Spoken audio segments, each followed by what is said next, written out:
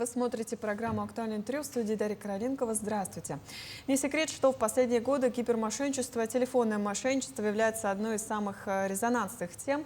По общедоступным данным МВД России за 5 месяцев с начала года отмечается снижение числа зарегистрированных гиперпреступлений в стране по сравнению с аналогичным периодом прошлого года.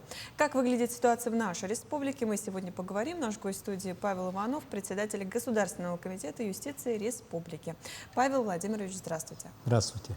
Давайте начнем для начала. Итак, как вообще выглядит у нас ситуация с гиперпреступлениями вообще в республике?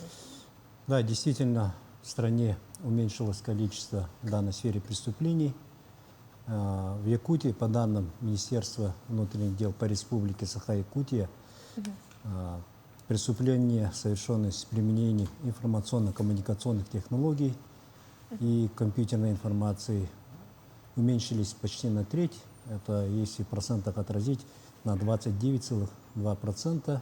Кражи с банковских карт уменьшились на 6,7%. Так? Однако количество преступлений, совершенных в дистанционном мошенничестве, оно осталось на прежнем уровне. Если за первые полгодия этого года у нас количество преступлений 1517 зарегистрировано, то за аналогичный период прошлого года было зарегистрировано 1517. То же самое количество, считайте, да?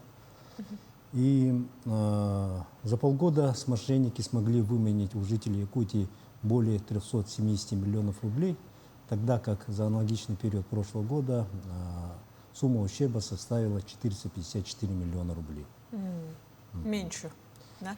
Да, в этом году меньше. Но, к сожалению, с развитием информационных технологий злоумышленники уже ставят более изощренные, многоэтапные схемы.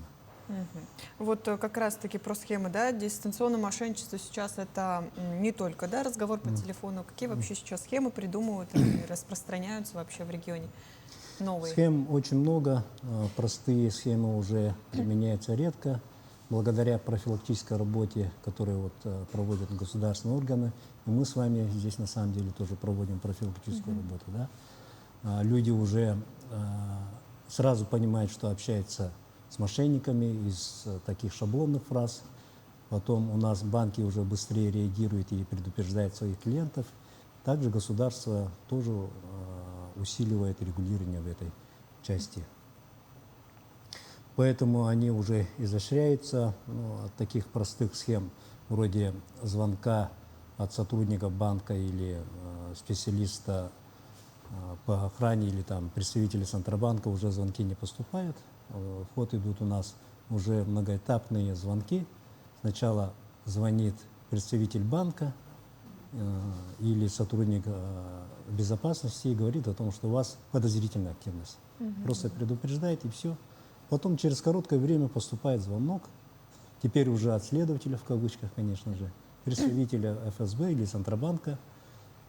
И здесь, как вводят людей в заблуждение, уже на этом этапе номер звонка поменяется на официальный. И когда звонят, человек видит, что с официального номера звонят, и уже на этом этапе входит в доверие, уже начинают людей запугивать, начинают рассказывать о том, что он уже является участником преступной схемы, и ему свои денежные средства необходимо вывести на безопасный счет. И если раньше мошенники звонили на любые номера, там, по порядку шли, то сейчас они уже предварительно изучают жертв своих. Да? Сейчас мы все ведем социальные сети, уже злоумышленники предварительно изучают свою жертву, собирают всю информацию, с кем говорить, о чем говорить, и под него подбирает метод мошенничества. То есть, когда мошенник вам звонит, он уже вас знает. Ну да, всю информацию, да? Да. А кроме звонков, еще, наверное, СМС отправляют там с Да, учреждений? и все-таки одна схема есть, которая она в любом случае работает, это так называемая доставка посылки. То есть вам приходит СМС о том, что к вам идет доставка, там, цветы, подарок или что-то, или заказ в маркетплейсе, необходимо сообщить код из СМС, или, соответственно, перейти по ссылке, и, соответственно, здесь уже, опять же, начинается схема, уже злоумышленники получают коды от госуслуг, соответственно, или вас перекидывает на страницу, где предлагается скачать приложение, которое якобы безопасно, на самом деле злоумышленники получают доступ к вашему телефону. Ну да, и, наверное, хочется отметить, что при поступлении любых СМС там всегда уведомляют, откуда и куда этот код потом отправляется. Да? Да. Вот, действительно, очень много схем. Да, также у нас есть схемы, связанные с коммунальными услугами. Мне неоднократно самому тоже звонили, там просили продлить договор на обслуживание домофона, там, на проверку счетчиков водоснабжения, газоснабжения, электроснабжения.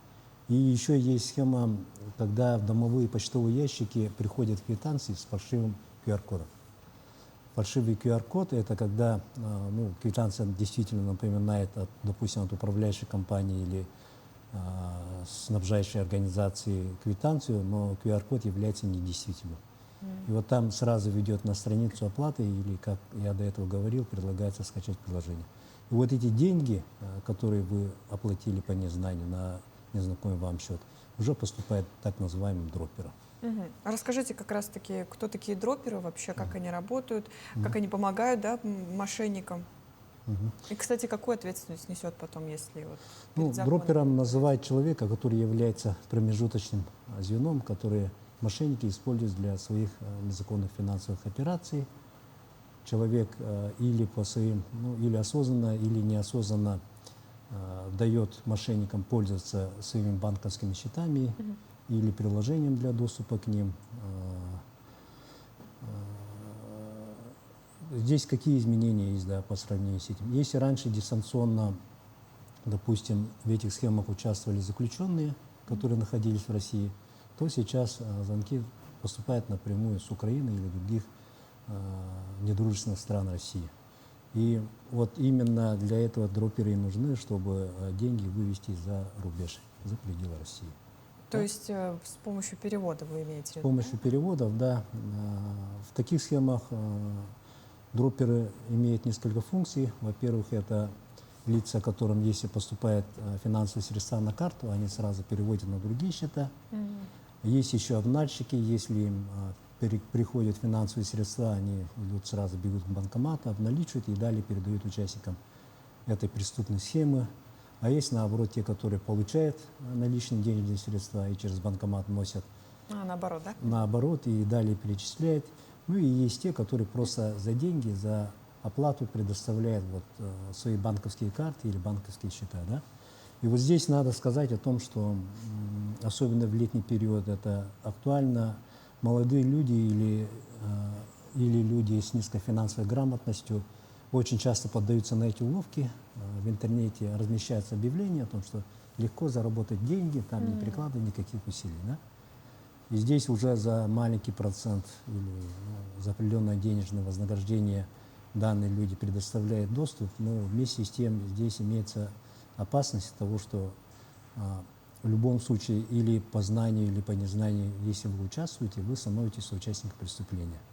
И здесь у нас наступает гражданская правовая ответственность в виде полного возмещения ущерба, да, жертвам мошенников. И, соответственно, уголовная ответственность, статья 187, которая Уголовного кодекса Российской Федерации, которая предусматривает до 6 лет лишения свободы. Это очень серьезная статья. Без условного освобождения, да, вот на 6 лет строго садят и... Да, из-за того, что перестился легким заработком и решил заработать немного. Как раз-таки об ответственности, да, перед законом. Расскажите, пожалуйста, какие вообще меры сейчас принимаются именно на законодательном уровне для борьбы с гипермошенничеством?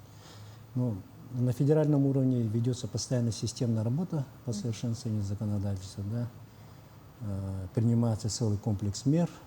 Здесь, допустим, вот буквально на днях президент Российской Федерации Владимир Владимирович Путин 26 июня подписал федеральный закон о внесении изменений в законодательные акты, 210-й федеральный закон. Да. Этот закон вносит в закон о связи и другие федеральные законы изменения. В соответствии с этими изменениями у нас банки, операторы связи и операторы цифровых систем уже включаются в национальную систему антифрод. Вот данная система, она вступила в силу с 1 марта этого года. И получается так, что эта система, государственная информационная система, она направлена на предупреждение и профилактику таких нарушений. Соответственно, все банки у нас должны войти в эту систему. Если они замечают подозрительные финансовые операции, они должны не только уведомить, но и пресечь. Если же вот данная система уведомила банки о том, что вот незаконные финансовые операции происходят, и банк вовремя не отреагировал, ну или оператор связи не отреагировал, соответственно, возмещение компенсации вреда, причиненного потерпевшему, уже будет происходить с их стороны. Так, ну вот такое изменение. Потом уже со следующего года также вступит в силу изменений в федеральном законе. Перед совершением операции банк будет уже обязан проверять телефон клиента на наличие вредоносных приложений. В случае выявления таких вирусов, вредных программ, банк вправе отказать в проведении операции. Да? Потом у нас какое ограничение, это тоже недавно были внесены изменения. Один человек суммарно может иметь не более 20 банковских карт, да, любого банка, ну, суммарно получается. Здесь также введено право устанавливать запрет через госуслуги или через МФЦ для человека на входящие из-за границы. Это можно установить дистанционно, но снять это ограничение можно только лично явившись в многофункциональный центр, ну, чтобы злоумышленники не могли дистанционно отключить эту услугу. Также вот буквально недавно, с 1 июля, родителям и законным представителям детей дано право заказывать выписки о счетах и о вкладах детей. Да, это сделано для того, чтобы вот ваше любимое чадо не стало дропером, и все-таки мер профилактики надо смотреть. А что насчет регионального уровня? Насчет регионального уровня наш комитет юстиции ведет государственную программу, называется она «Профилактика правонарушений», в котором предусмотрен ряд мероприятий, в том числе наглядная агитация.